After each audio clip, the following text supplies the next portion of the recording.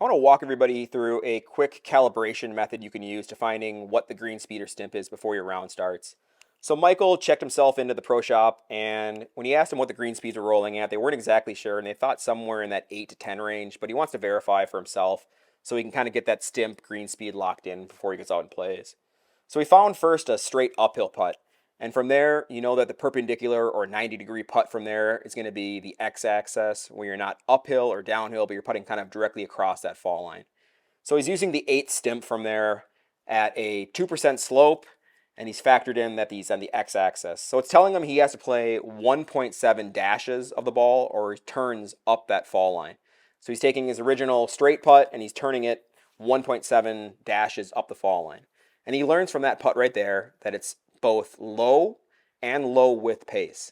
So he knows he needs to jump up at least one stimp grid factor within the Perfect Read Notes book and see if that kind of recalibrates everything for him to the proper green speeds for that day. So he goes back to the Perfect Read Notes book.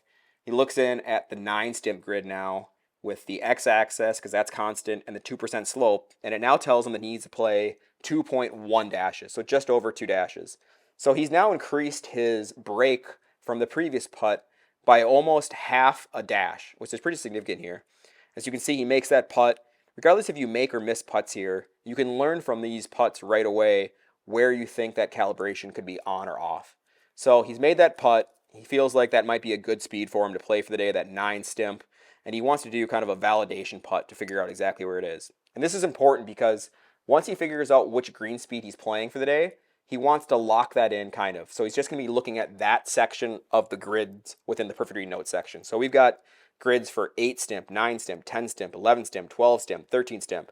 So he doesn't have to be flipping through all the different pages. He's just staying on one grid for the whole day, and he can figure in that he only has to figure out where he is in relationship to the hole, if you uphill or downhill, etc., and find out what the percent slope. So he's done a great job of calibrating it for himself there, and he feels confident. If you have any questions on how to do this yourself, please reach out to us.